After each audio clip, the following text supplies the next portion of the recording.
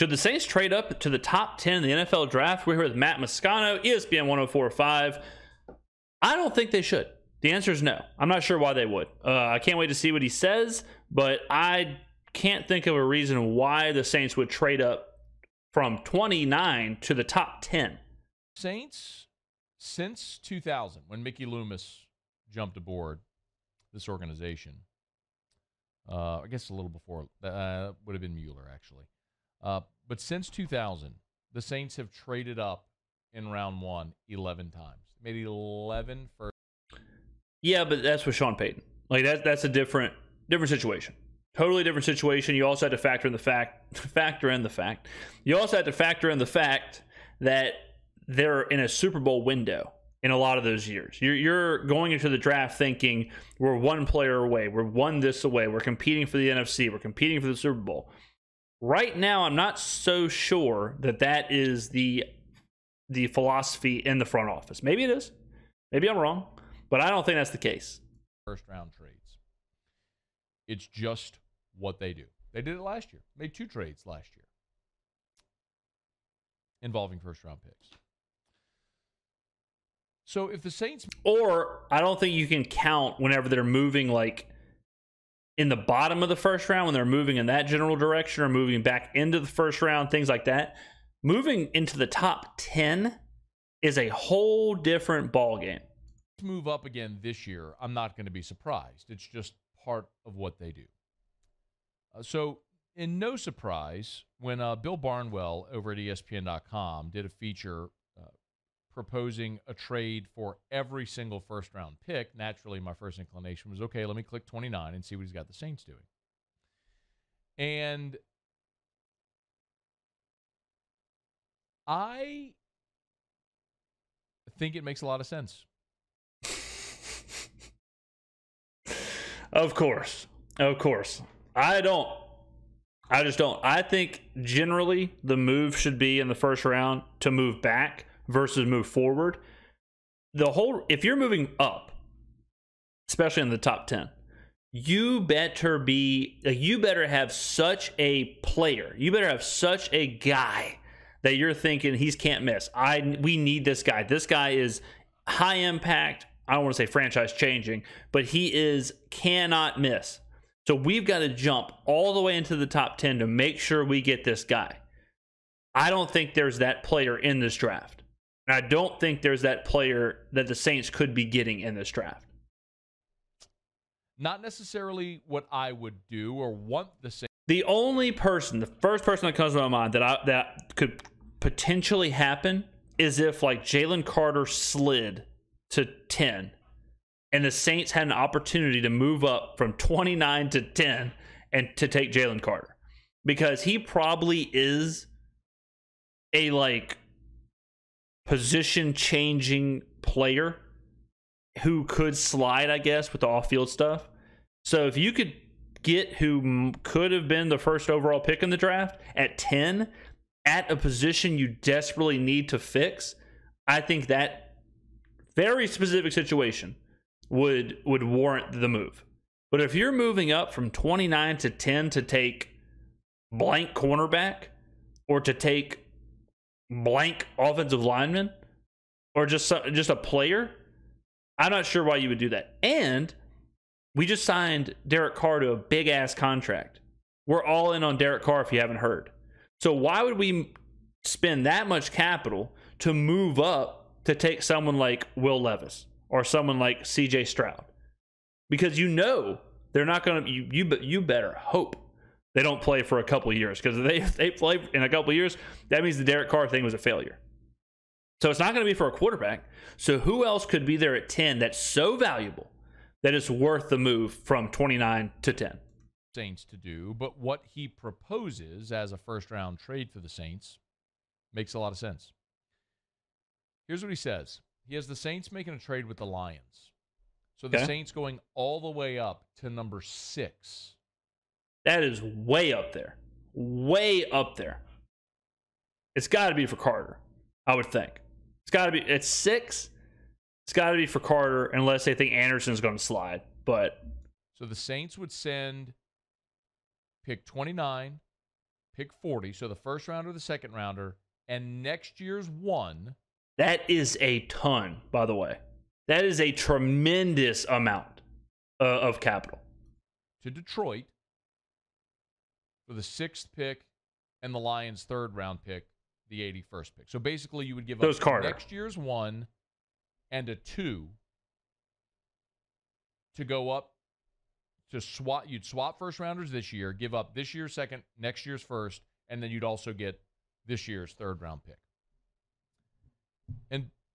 And Bill Barnwell writes, if the Saints need a defensive tackle, why? Okay, so I mean, we don't hold your applause. Hold your applause. I don't need it. We know. I mean, hold your applause. In this situation, you don't. Now, I'm not in the front office. I certainly should be. I don't have the tape on Carter. I haven't been having the conversations around Carter. I don't know. I'm not there. If you think Jalen Carter is Aaron Donald, basically, this pick's worth it. Think about how good Jalen Carter would have to be for this pick to be worth it, or for this trade or whatever to be worth it. You got to be real sure. You got to be real sure that you've got a total stud, a total freak in Jalen Carter.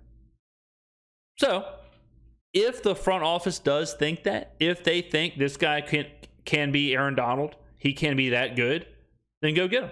Sure, I'm okay with this if that's the case. He better be that damn good. I'm just telling you that. Because if he's not, if he's just average, if he's just middle of the road kind of player, this is a huge mistake. That's the gamble you're taking. How good do you think Jalen Carter really is? I don't know. I don't know. Why not go all the way to the top of the class and take top-ranked tackle Jalen Carter? Listen to the tone of this, because this is the thing. The tone of this tells you everything you need to know about how the Saints are perceived in the NFL for their roster-building strategy. This tone tells you, I don't even need to read it with a certain cadence. You're going to hear it just with what he writes. If the Saints need... Let me also, which I don't think Matt is privy to, but the Saints are, last I checked, they're like the 4th or the 5th best odds to win the Super Bowl. The Saints, sneaky, are projected to be a really good team next year. They're projected to be really competitive. So I think that, and Barnwell, I think, knows that. So if Barnwell knows that, and he's thinking they can get a Pro Bowl defensive tackle at a position they need, they can get an Aaron Donald, that could push them to being an NFC Championship type team. That would make me do the trade as well. If that's the case, that would make me do the trade, no doubt. Need a defensive tackle, why not go all the way to the top of the class and take top-ranked tackle Jalen Carter? It would cost them 2 first-round picks and a swap of a second-rounder for a third-rounder. But who cares? The Saints will just deal their 2025 first-round pick to reacquire a first-rounder in 2024. The NFL's oldest team is trying to win now, even if winning now means 9 games and a 14-point loss in the wildcard round as a 4 seed. So that part, that part is interesting, right? Because, and I think it's very it's obviously very tongue in cheek. The fact that it's the Saints will just then next year make another trade. They'll wheel and deal again. And then he's saying that the NFL's oldest team is trying to win now. Basically saying they're not going to be able to win now. And then he furthers that by saying that their idea of winning now is 9 games and getting smoked in the wild card round.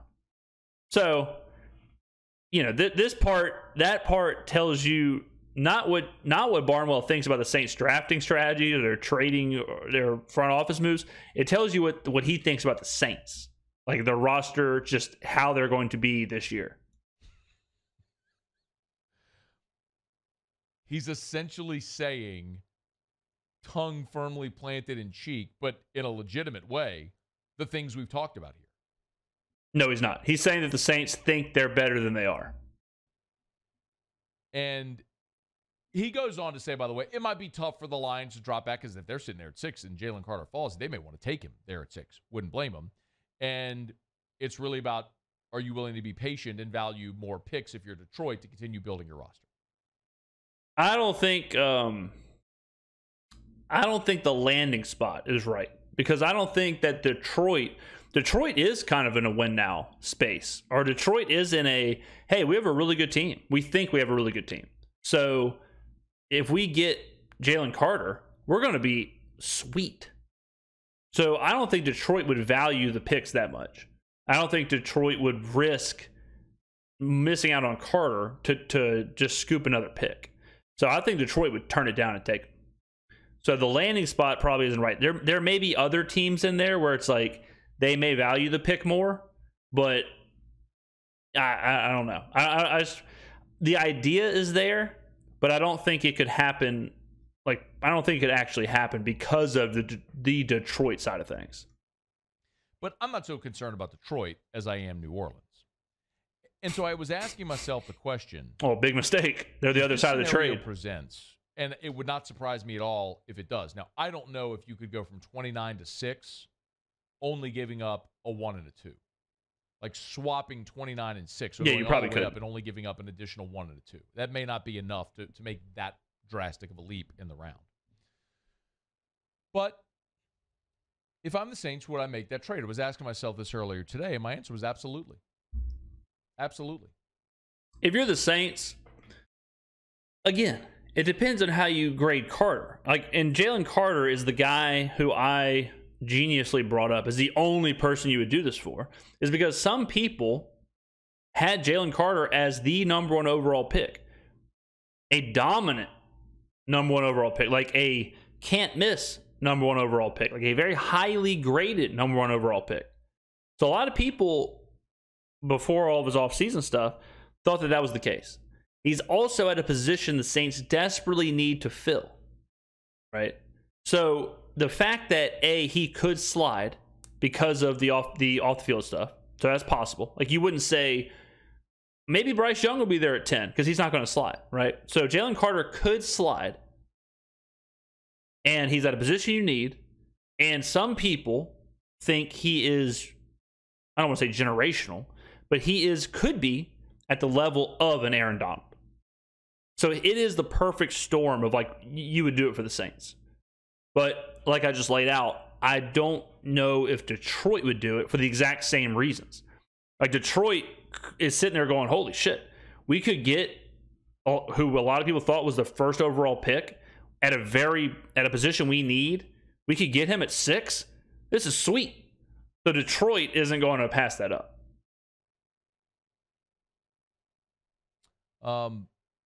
Since this organization is going to proceed with blatant disregard for the future and only existing in the present without any consideration for what your decisions today might mean for tomorrow, then absolutely you do this deal.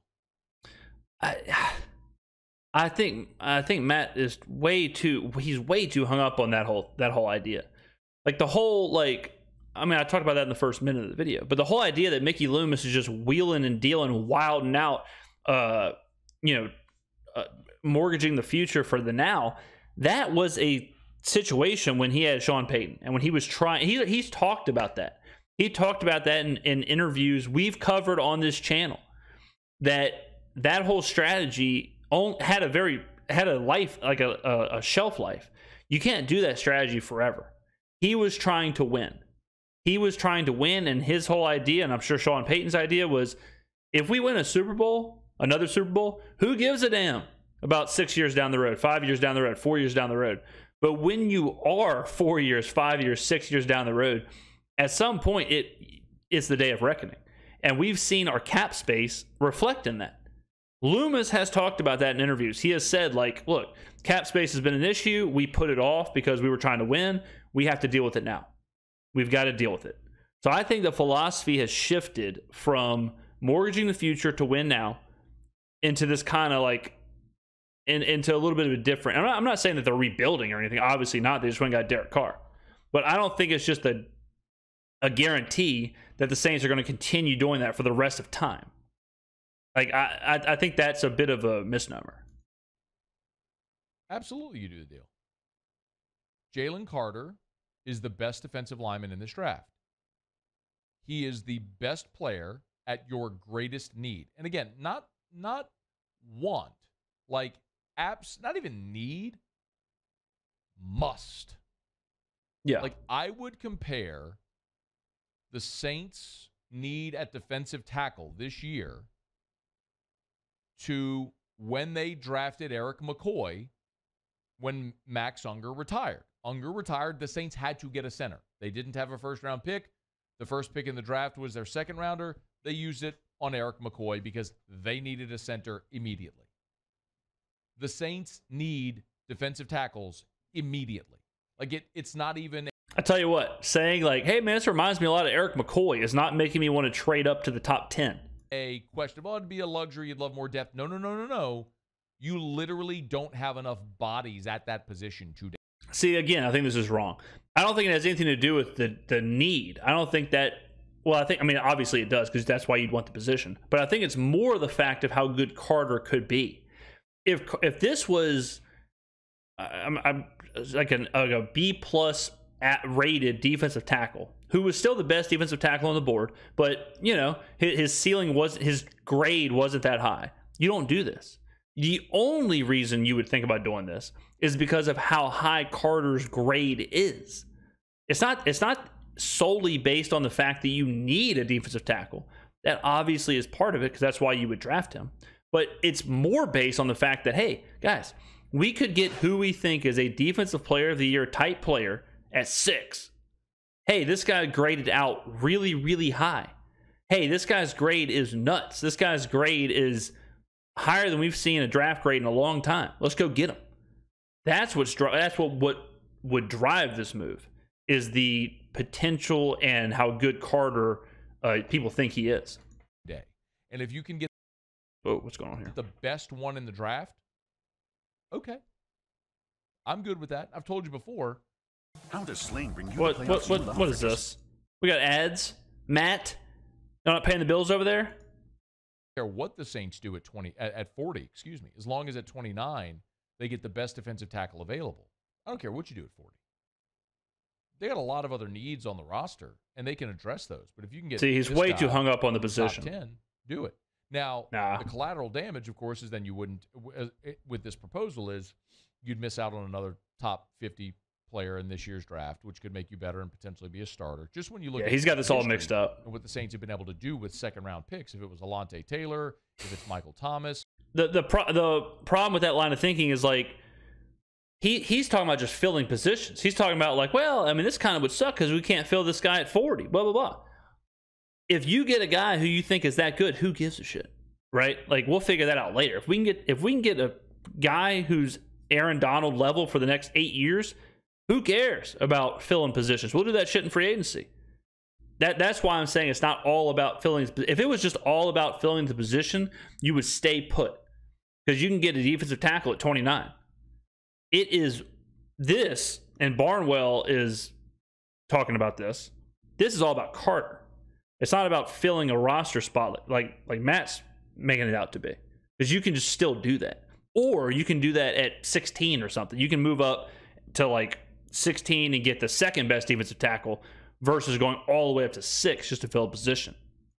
Marcus, he's got the priorities flipped. It's probably like 80% Carter, 20% roster need. Matt thinks it's 80% roster need and 20% Carter, because he keeps saying like, you just get the best defensive tackle, you get the best of the position group. That's not the case. You're getting a generational player at the position group. You're getting a generational defensive tackle. It's not just nameless first defensive tackle on the board. It's a guy who you think could be a Hall of Famer, a guy who you think could be defensive player of the year. Marcus Williams, the Saints have hit on second-round picks that they've turned into starting players. Pete Werner. So I would hate to give that up, but at the same time, this is what the Saints are. I'm not going to change their approach by talking about it here. Neither are you or are any of us. They are in perpetual win now mode. As I've said, I've spoken my piece so many times on it. The problem is, with that as your approach, your ceiling is lower with a guy like Derek Carr at quarterback. Your floor is higher, but your ceiling is lower. So, what? This is a different video for a different day, but what are you talking about? If you're in perennial win now mode, your ceiling should be higher. If you're always trying to win now, your ceiling should be the higher part. Your ceiling shouldn't go lower. If you're always trying to win now, you're always bringing in the best players. You're always risking it. So you're always doing that because you think we can win now. We can reach a higher ceiling. That's why you go get Derek Carr. If you were trying to lower the ceiling or keep the ceiling average, you wouldn't go get Derek Carr. You would just go get like Sam Darnold or somebody just to keep the peace. You just have to accept, I, as someone who opposes that strategy, I just have to accept this is their reality. So what's going to give them the best opportunity to win the most amount of games now? Well, plugging a hole at your biggest must position with the best player in the draft, do it. This is blowing my mind. Like, I know I keep saying this, but this is not plugging a hole. Like, this is not filling a hole. This is not filling a position. This is taking a chance on the best prospect in the draft. That would be like, it would be like the year like Andrew Luck or Cam Newton was coming out and being like, you are filling a hole at quarterback here. It's like, no, you're trying to get a Hall of Fame level player. Like, you're not just filling a position. You're not just plugging in what you need. Like, this is a one-on-one thing. You're making the move for a person. You're making the move for a guy. You're not making the move to fill a position. If that makes, let me know in the comments below. Like, do y'all understand what I'm saying with that? Because I keep saying it, but he keeps saying the opposite. So I'm thinking, I know I'm not wrong. Guys, are you kidding me? But let me know in the comments whether that makes sense to you. That if you just want to fill a position, you want to do the opposite of this. You want to collect draft picks to fill positions. You don't want to give away draft picks to move up just to fill the position. You wouldn't do that. If anything, you would trade down, get more picks, keep filling positions, or fill more positions, I should say. This is saying, look, we have an opportunity here. F the positions. We have an opportunity here to get the best player, like far and away, the best graded player in this draft. If you want to look at the counter argument, it's how much of a gap is there between a guy like Jalen Carter at 6 and, let's say hypothetically, because we've seen this player mocked to the Saints in a lot of drafts, Brian Bresee. Brian Bresee, the defensive tackle from Clemson, if he's on the board at 20. See, this is the kind of shit I'm talking about. Like, I'm glad he said this because now I know where his line of thinking is. If you think that Brian Bresee and Jalen Carter are even in the same stratosphere, you don't even entertain making this move. That would be like, to take the Cam Newton thing, that would be like, why the hell would we trade up to get Cam Newton? Jimmy Clausen might still be on the board. Your grades would have to be, like, you have to have Carter so much higher, which I think most people do, than everyone else. That's why you would make the pick. If you are in the front office and you say, well, guys, guys, come on. How much better is Jalen Carter? How much better, is Jalen Carter than Brian Bresee? If that is even uttered and anyone else says, good point, then this trade can't happen. You gotta basically say, like, hey, Jalen Carter could be the next Reggie White. Like, this guy could be the next, like, mercurial talent at this position. That's got to be the line of thinking. It can't be why take this guy when we can just take Brian Bresee. 29 and he's the Saints pick. Is that talent differential, is that gap between the two worth a second rounder and next year's one? If you feel like it's a big enough gap and it's worth taking that player who might end up being Jeffrey Simmons, like if Jalen Carter ends up becoming Jeffrey Simmons, or Chris Jones or a perennial all-pro caliber pass-rushing interior player who just wrecks offensive lines, and Brian Bresee becomes a good starter in the NFL, but not that, then yeah, it's worth the difference. But if you're just talking about the difference between a really good starter and a solid starter, maybe it's not worth it. Hell no, it's not worth it. If you think Jalen Carter is just a really good starter, why would you trade up from 29 to 6 to take a really good starter? No shit. What are we doing here? You stay where you are. My preference in this draft, of course, is going to be the Saints stay at 29, take the best defensive tackle available, and then pick the best player available at 40. That's what I would love to see them do. That line of thinking, I've covered this in another video, is so insane to be like, no matter what, we stay at 29 and take the best defensive tackle available. But what if there's a run on defensive tackles, and the top guy has a back end second round grade? You take him still? That seems ridiculous. Why would you do that? That makes no sense. No matter what, take a defensive tackle at 29. What if they're not there? What? I mean, that's insanity.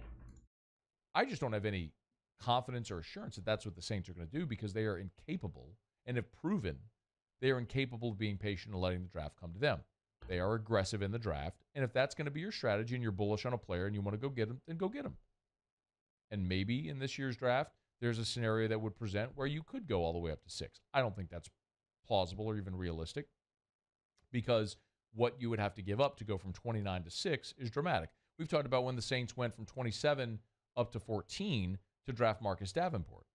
I mean, it took the next year's 1 and a middle round pick in that year's draft. So is next year's 1 and a 2 enough to get you from 29 to 6? Probably not. Probably not. But if the situation presents... All right, so that's the end of the video. Let me know in the comments below what you think. I mean, there was a lot here. I just think... I don't know. I think... I mean, I don't... You know, it is what it is. But I think there's this line of think... it's hard to imagine... I would think like a worse view on the entire situation. Like a worse view on the actual trade. A misunderstanding of Carter, I guess. A misunderstanding of why you would move up. The whole thing was just off. So, I mean, I'm not sure. This kind of blew my mind as it progressed. Let me know in the comments below, guys. Where do you side? Do you think I'm off on this one? Would you make the deal? Do you think Carter's that good? Let me know. There's a lot to dissect here. So I'm going to turn it over to you. Let me know in the comments below, ladies and gentlemen.